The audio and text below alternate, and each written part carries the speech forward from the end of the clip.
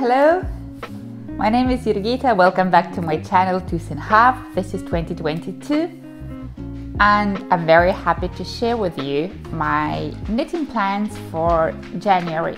I've already recorded that part where I share my plans, and though it's written in the plans for December, in fact it's for the whole winter period, because I don't like writing only for 1 month, because then I don't have the opportunity to choose between smaller and bigger objects. Sorry, you can see my friend bothering me. I didn't close him here. And I want to have enough of them so I have some kind of freedom. I hope you will enjoy the video, enjoy what I'm knitting or what I'm planning to knit, and maybe I will inspire you to do something similar like that. Enjoy watching. So you've seen my knitting corner where I keep my old projects, and now I would love to have a look at my plans for December. When I wrote for December, I was sure I won't succeed all of them because there are many big garments like sweaters here. So it would smoothly go into January and most probably some into February. Okay, let's have a look. Hat for Ugne, that's my daughter. So I already knitted it and showed you in previous videos. 2 pairs of socks plus 1. So these were the sock size 46 I was knitting before Christmas because I was asked to knit for gifts. And you know what is so nice about knitting for others? When they value what they get.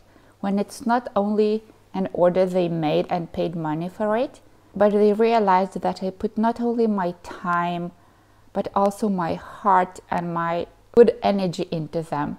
And when I get their thank you in such a nice form, then I feel, wow, it was worth doing that. It's not all about money. And I will put the thank you that I got from the people who got the socks. Jurgita, how lovely these are. My son tells me they're going to be very warm because my feet really can get cold. Thank you so much. And the third one is sweater with peaks and circles. I drew it like this. I want it to be color work, and the top will be one color, the bottom another color, and those peaks will be and circles third color. A sweater from Tani's Knits. That's a very nice color work. It's not very difficult. And for this project, I've already prepared the yarn. It still can change. I will use alpaca from Sanna's Garn. I have 3 balls of this light blue, 100% alpaca, and it's 110 meters in a 50-gram ball. I think that would be enough for the yoke. And the peaks and the circles will be in bright yellow, and maybe the bottom will be in brown. I want it to be really contrasting. Now when I look at it, well, I'm not really sure. Maybe I should change the brown, because what I want to use the yarn that I have in my stash, and I don't want to take any yarn that is already sweater quantity. I want to use some leftovers that I have, like 2 balls left, and to use them up. So maybe I'll have to look for other colors for the body. This was number 3. And I think I will start this at the end of, or maybe in the middle of January. Number 4 is sweater with stag beetles at the bottom. I wanted to knit stag beetles and I drew a pattern of them. At first I wanted it to be on the yoke, stag beetles, but then I decided maybe they will be too big, like lumps. Huge lumps, and they will not look very beautiful. So then I decided I will make them at the bottom. And then when I saw this Twinkle by Midori, I just decided to swap it and to interchange it, so it will move this sweater maybe to February, March, or maybe next year. And yesterday I started knitting it. I chose size 5XL because when I saw the number of stitches you have to cast on, I was sure it's just not enough. And then I used hashtag Twinkle Sweater on Instagram and looked at the sweaters that were knitted, and I saw that in many cases the neckline went up the neck and it was sitting on the neck as if turtle pullover, and I wanted it to lie around nicely, so I chose the maximum amount of stitches that the pattern provides, and it was for 5XL and 6XL. But then I didn't follow 5 and 6XL pattern because they will have one more repeat, so I decided to go with the usual. So I knitted 2 rounds with color work. I didn't swatch at all. I just read on, by the way, I'm knitting using Embla yarn. It's a Norwegian yarn from Hillesvåg Ullvare Fabrik. It's not soft at all. It's not really scratchy, maybe a little bit, but it's rough. It's simply rough. It says use needles number 4, and that's what I did. I didn't swatch, and I hope everything will be all right. I hope this natural wool will bloom nicely and it will be okay. 100 gram, 210 meters. Oh, and another thing that made me deviate from the pattern was the short rows on the back.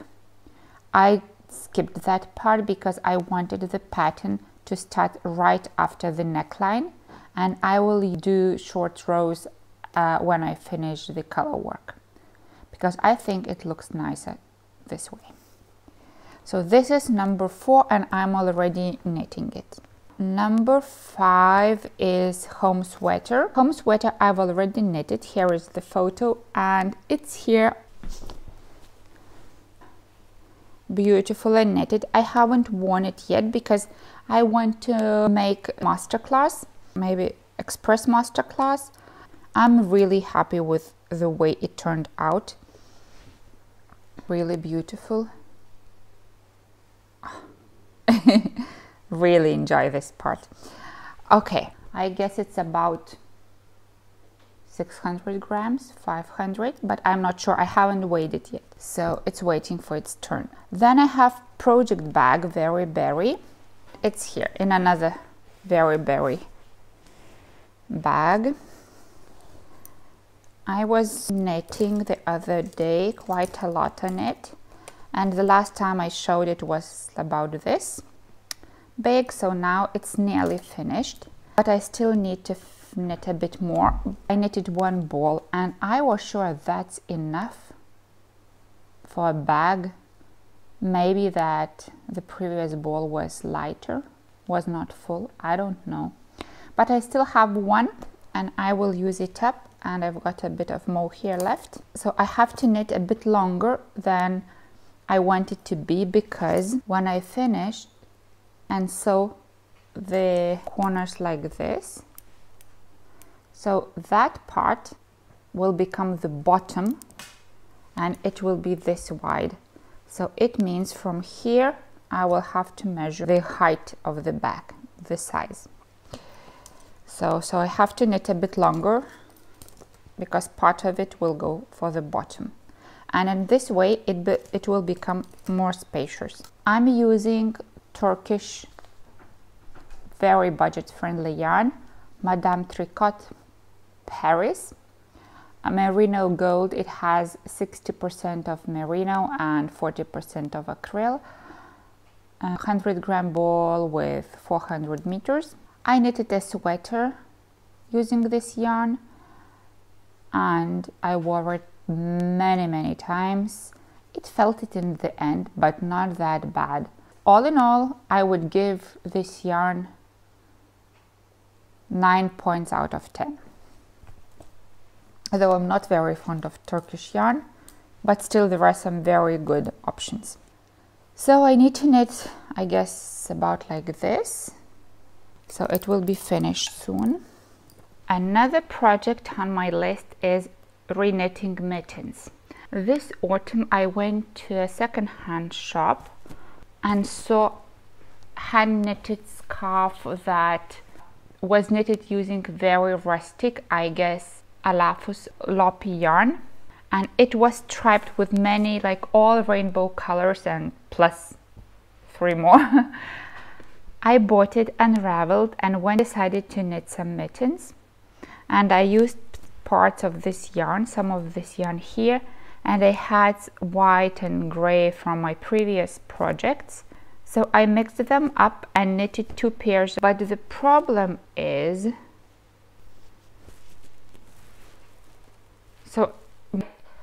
and here I have to say that I had to re-record the part about reknitting mittens because I knitted them and I wore them 2 or 3 times and every time I put them, look, like this. Can you see this seam? It doesn't go straight. One side goes more to the front and the other side goes to the back, and they are kind of diagonally instead of going nicely here and there. The same is with this mitten. So see? So I thought I knitted them wrong. I did something wrong. I'm not very good at knitting mittens because I usually knit big garments like sweaters and cardigans or shawls. I'm not a small like accessory knitter. And now look. Everything is perfect. I don't need to reknit anything. I just put them on wrong hands. And because when you knit the thumb, you knit. Here's the stitches on that part of the needle. And so you knit 2 stitches and then you start making the thumb. And that's why when you put on the wrong hand, this starts twisting. So it does like this. In fact, I don't need to reknit. Maybe I just have to weave in the ends and I have to mark which mitten is for what hand. They are lafosloppy, they're scratchy and they're super hot. I'm wearing them for like a minute and it's already too hot. So I have these and I think, yeah, I don't need to reknit anything. I'm so happy. And I have these. So these purple and green were from the shawl, as well as this bright blue, and all those calm colors were from some leftover project. Very happy this project is done, so I can plan another little one. And this is gray Angora Isabella sweater. I want to make a new sweater for myself and with a very wide neckline, and you start knitting it from the neckline and then you make increases and you make a raglan like this. It's an oversized sweater and I wanted to make one more because the first one, when I was trying out like 3 years ago, I didn't do enough short rows and I could feel, I'm still wearing it and I love it, but I could feel that this neckline should go a bit down and I could feel some tension. But I guess I won't make it, so I would color it like this. Not now. Then I have pearl socks that I showed you. It's in my knitting bag that I started knitting first. It was my first design. I was playing with the pattern and knitted some inserts. So it's the prototype of my very berry project bags. I showed you last time. I came to the part where I have to start making the heel, but I haven't started yet because here I have to use a bit of thinking and to decide how to incorporate the heel so the pattern doesn't get ruined.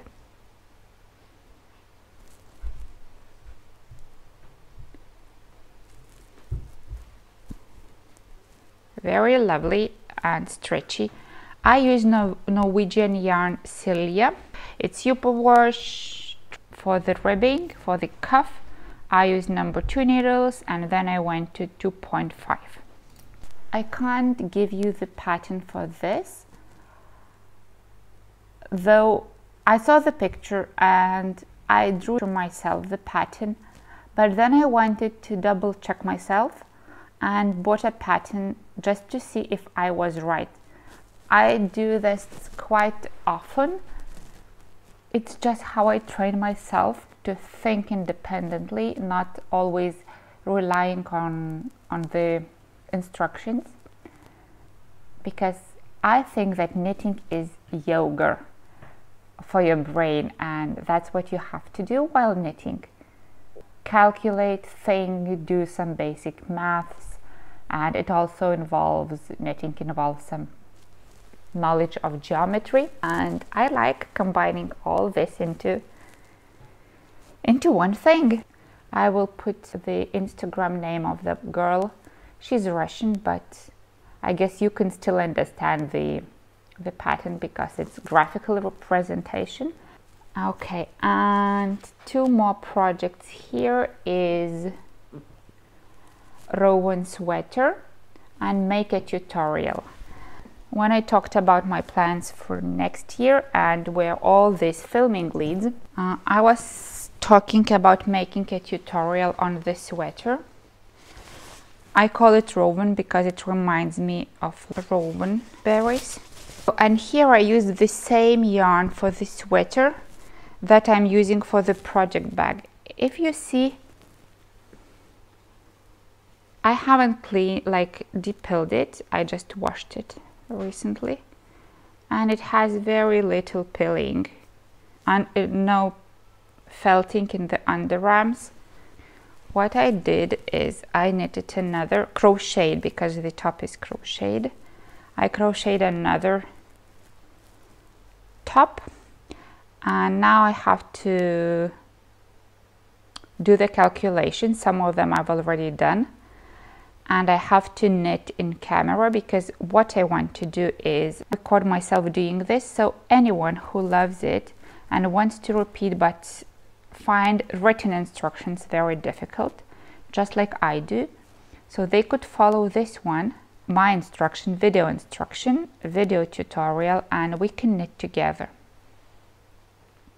I was wearing it so many times, as I've already mentioned, and I still love it so much that I want to repeat it, knit another one for myself. The last project in my plans are socks for my nephew. He is a huge fan of bright things. He doesn't like dark colors, dull colors. He's all about brightness. And my sister said he doesn't like wearing socks at home, and the floors in winter are quite cold. So we agreed that I would knit bright socks. I hope it will help him. I'm knitting using this opal yarn. This is opal traditional 4-ply yarn, and the color is 5183, and the orange one is Coop's Knits by Coop Knits socks. Yeah, I have 4 colors from them, and the orange is 1003. Very nice and soft yarn, and all the colors are amazingly beautiful.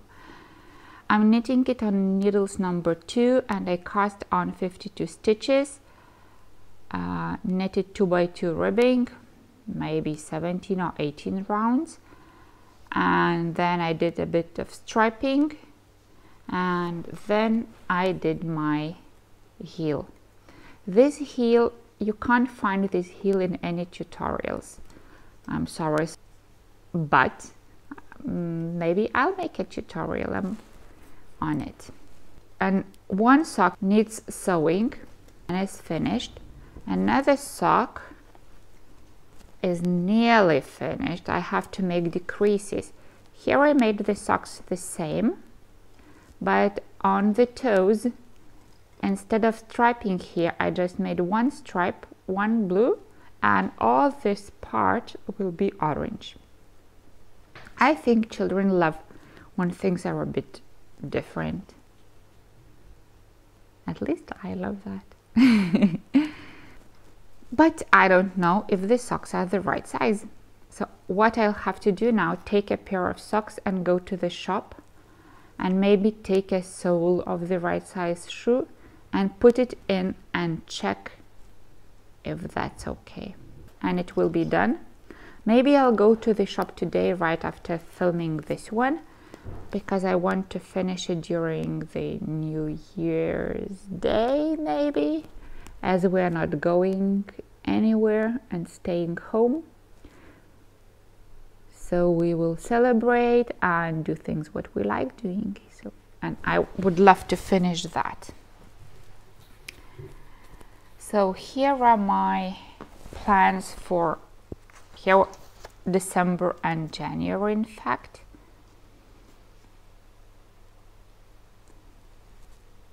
Twinkle will go really quickly because it's quite thick yarn,